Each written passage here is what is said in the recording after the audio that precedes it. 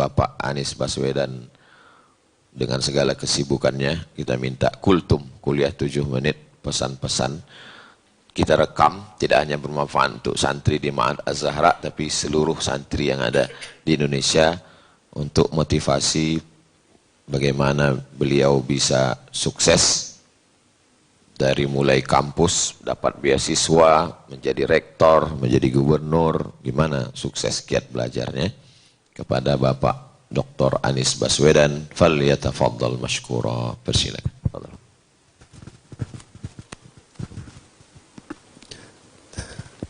Terima kasih Ustaz Abdul Somad yang saya muliakan, yang saya hormati. Assalamualaikum warahmatullahi wabarakatuh. Alhamdulillah wa syukurillah wa la hawla wa la quwata illa billah. Allahumma salli wa sallim wa barik ala sayyidina Muhammad wa ala alihi wa ashabihi ajma'in. Rabbi shrah li sadri wa yassir li amri wahlul 'uqdatan min lisani yafqahu qawli. Raditu billahi rabbah wa bil islami dinah wa bil Muhammadin nabiyya wa rasulah. Rabbi zidni ilma warzuqni fahma. Amin. Amma ba'du. Ustaz Abdul Somad, sekeluarga yang kami muliakan, yang kami hormati, yang kami cintai karena Allah. Alhamdulillah, subuh pagi ini menjadi subuh yang amat mengesankan. Menjadi subuh yang insya Allah akan kami bawa dalam perjalanan kami ke depan sebagai sebuah hikmah yang insya Allah panjang ke depan. Bermalam di rumah, semalam kita berdiskusi, lengkap dengan mati lampunya, sekaligus pengingat bahwa itu harus dibereskan. Dan ini semua melengkapkan silaturahmi kita.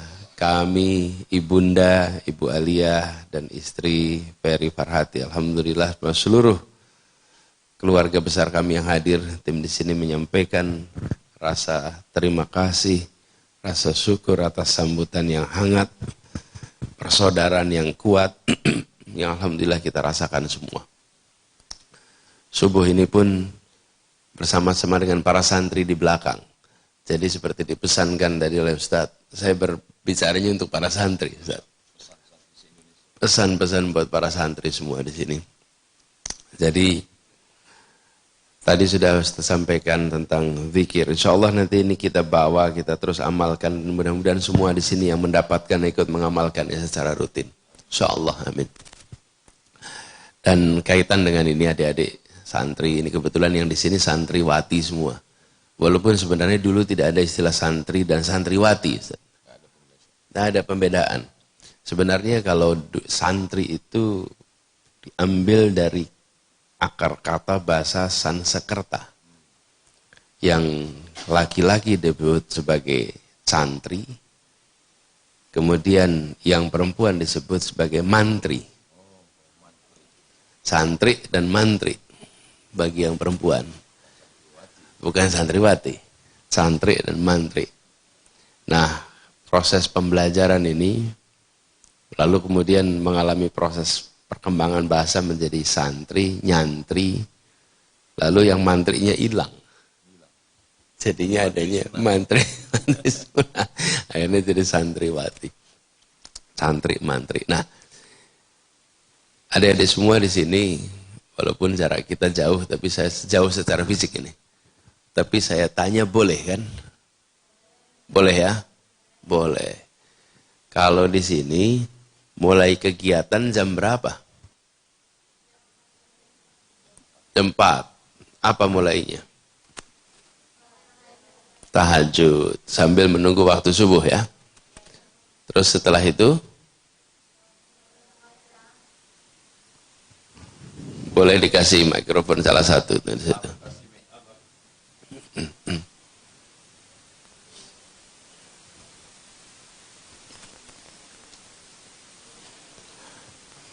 Nanti salah satu jawab tuh. Gantian juga enggak apa-apa. Karena pertanyaannya tidak usah pakai belajar. Jadi mulainya jam berapa tadi? Jam 4. Bangun subuh jam 3, Pak. Jam 3. Datang ke aula jam 4, langsung sholat tahajud sama witir, menunggu waktu subuh, murojaah. Murojaah. Lalu? Setelah azan subuh, qobliyah subuh, Ya. sholat berjemaah sama Ustadz. Kalau Ustadz datang, kami belajar tafsir. Selesai jam 6, halakoh subuh sampai jam 7. Ya. Tutup. Habis halakoh subuh, kami makan 10 menit. 7:07, kami apel sampai jam setengah 8. Apelnya 7:10. Iya, Pak. Masya Allah. Sampai setengah 8. Iya, Pak. Lalu? Lalu kami masuk sekolah sampai jam 12. Habis itu azan zuhur. Kami sholat sama Ustadz.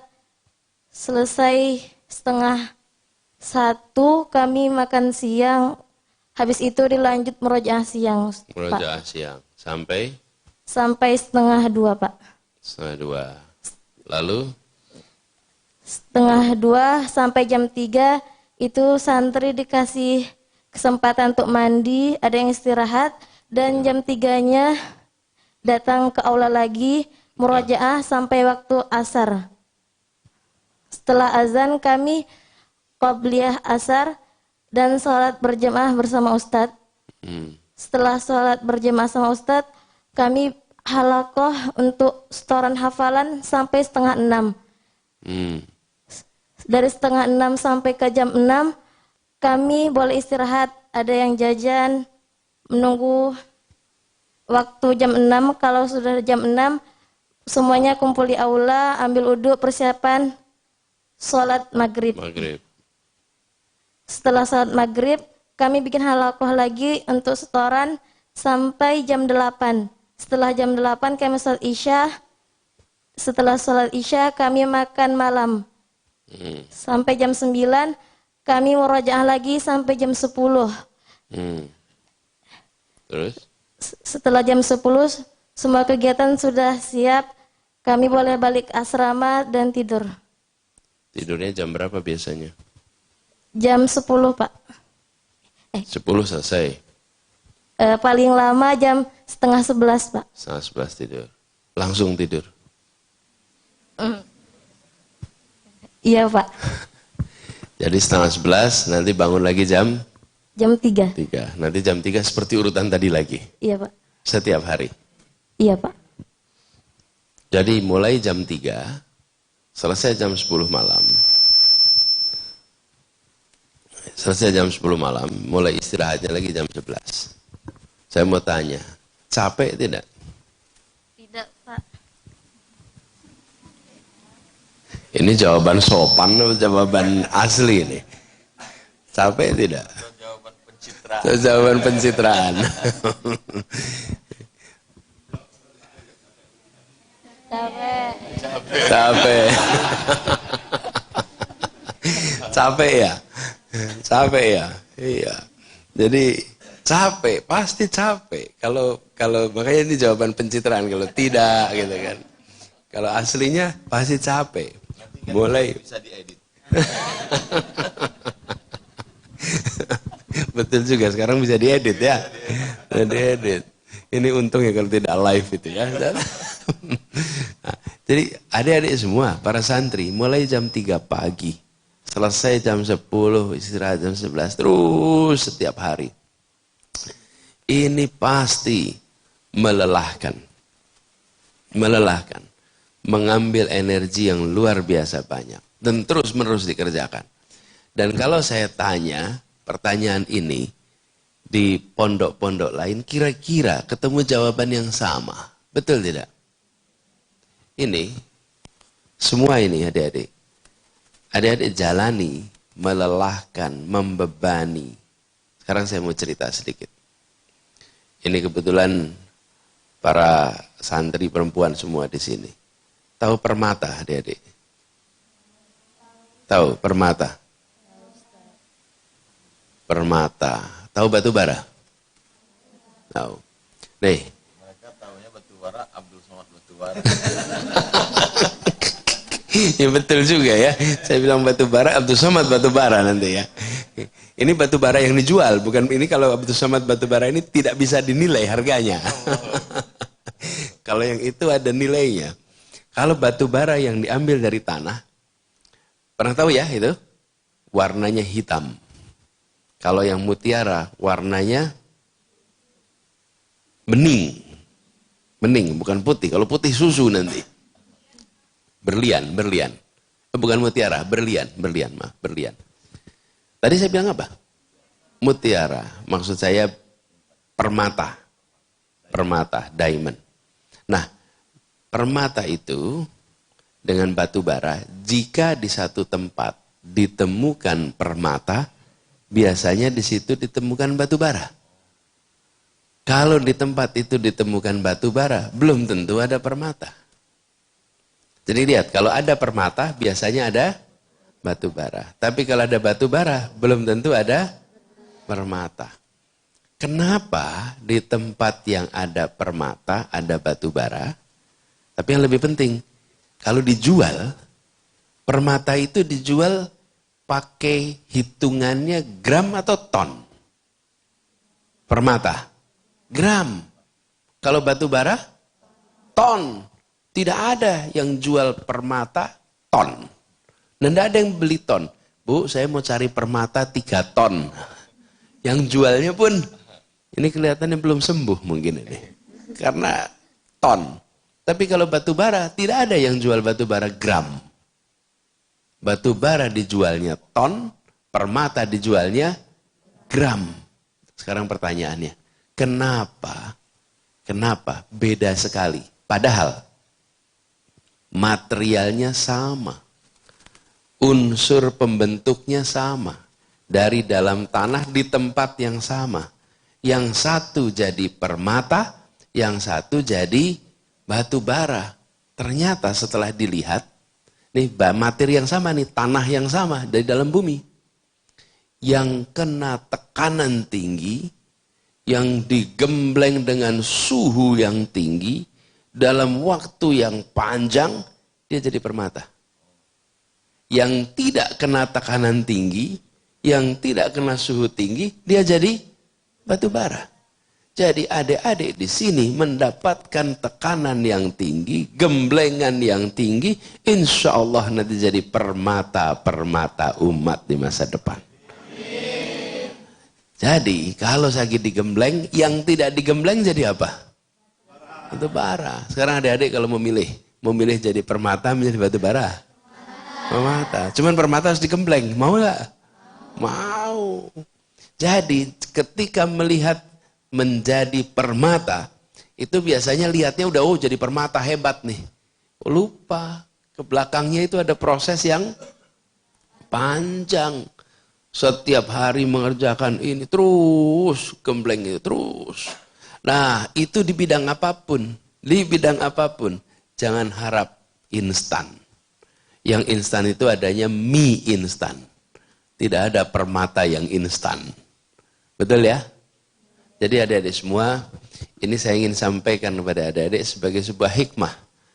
Adik-adik sedang berada di sini, belajar, di sini mengaji jauh dari orang tua. Betul kan? Jauh dari orang tua, jauh dari adik, jauh dari kakak. Pada saat yang sama mungkin ada yang menjalani, ini terasa seperti berat. Insya Allah tidak berat. Dan siapkan bahwa ini bagian dari pembelajaran, mudah-mudahan nanti adik-adik menjadi permata-permata bagi umat nantinya. Insya Allah. Jadi itu aja, ingat-ingat ya adik-adik, mau jadi permata atau jadi batu bara. Saya ulang, pilih mana? Permata, berasal dari yang sama, tapi digembleng, dikasih tekanan, insya Allah jadi. Dalam semua urusan. Jangan ambil yang ringan. Kalau adik-adik mau mendapatkan sebuah keberhasilan, harus bersiap untuk jalan yang mendaki. Saya sering bilang ini Ustaz sama anak-anak. Kita ini dalam perjalanan, tidak tahu jalan kita ini kemana. Jadi saya ingat zaman dulu suka naik gunung, Ustaz. SMA, kuliah. Itu kalau kita pendakian, berangkatnya habis maghrib, habis isya. Terus baru mulai naik ke atas. Supaya sampai di puncak sekitar subuh. Itu kalau sudah jalan, gelap. Nggak bisa lihat. Terus bagaimana menentukan jalan naik ke atas atau bukan? Waktu sampai ke puncak atau tidak? Gampang. Kalau jalan yang kita lewati rata, terus ini tidak ke puncak. Kalau jalan yang kita lewati menurun, ini pasti tidak ke puncak. Tapi kalau yang kita lewati, walaupun gelap tapi naik, ini pasti ke puncak. Pasti ke puncak. Jalani aja, pilih jalan yang mendaki sampai ke puncak. Tapi kalau pilih jalannya yang rata, tidak kemana-mana. Nah, jalan yang nyaman, itu jalannya rata dan menurun. Jalan yang mendaki, itu pasti berat. Tapi itu akan mengantarkan kepada puncak-puncak baru dalam perjalanan hidup adik-adik semua. Insya Allah itu aja pesan buat adik-adik semua. Mudah-mudahan yang sederhana ini bisa memberikan manfaat. Sekali lagi Ustaz Somad, terima kasih atas kesempatan untuk bisa bersilaturahmi bersama semua di sini. Semoga ini membawa keberkahan bagi kita semua. Demikian dari kami, kurang lebih mohon dimaafkan. Wallahu muwaffiq ila aqwamit thoriq. Nasrun minallah wa fathun qarib. Assalamualaikum warahmatullahi wabarakatuh.